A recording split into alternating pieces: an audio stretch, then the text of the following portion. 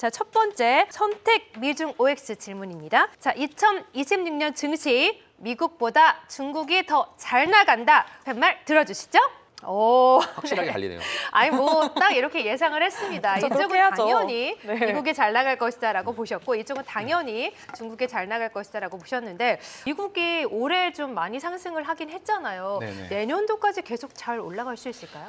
저는 미국 시장은 성장주고 네. 중국 시장은 가치주다라고 보고 오, 있습니다. 그래요? 중국은 부동산 불황 그쵸. 이후에 지금 뭐 일본처럼 중국의 잃어버린 5년이다 뭐 네. 이런 얘기들이 나오고 있는데 그 중국 개인들의 자산 비중을 보면 우리나라랑 되게 비슷합니다. 그러니까 70% 이상의 부동산을 가지고 있어요. 그래요? 반면에 미국은 뭐 많아봐야 한 20%, 25%뭐 요 정도거든요. 네. 중국 정부에서 금리를 아무리 낮춰도 만성적인 디플레이션 압력들 이런 것들이 내년에도 이어질 걸로 보고 있고 반면에 미국은 지금 레버리지도 엄청 쓰잖아요. 빚을 내서 주식시장을 들어가고 있거든요. 네. 그래서 그러한 것들을 봤을 때 인플레와 디플레 어떤 걸 선택할 것이냐. 네.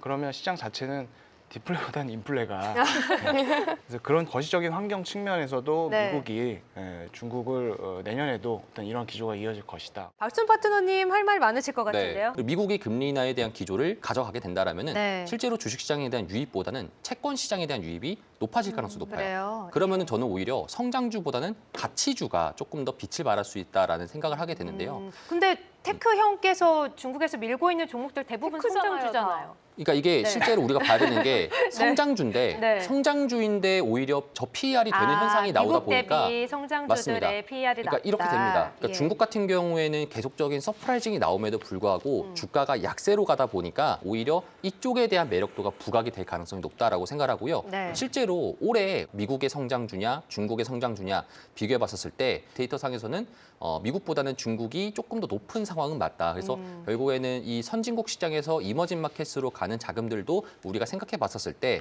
지금까지 23년도부터 24, 25년도 이 3년이라는 세월 동안에는 미국 시장이 조금 더 우위였다라면은 시장이 조금 더 바뀌는 상황 속에서는 이제 중국의 AI가 조금 더 빛을 발할 때다. 네. 딥시크 이후로부터 그 저번에도 말씀드렸던 키미라든지 이런 다양한 AI들이 나오면서 결국에는 지금의 분위기가 미국 장세가 하락이 아니라 저는 좀 내년 장세는 좀 쉬어간다라는 느낌으로다가 박스권 형식으로 나올 가능성이 높을 것 같고요. 네. 반대로 더 저렴한 형식에 있는 중국의 AI들이 상승할 것이다라고 생각하고 있는 상황입니다.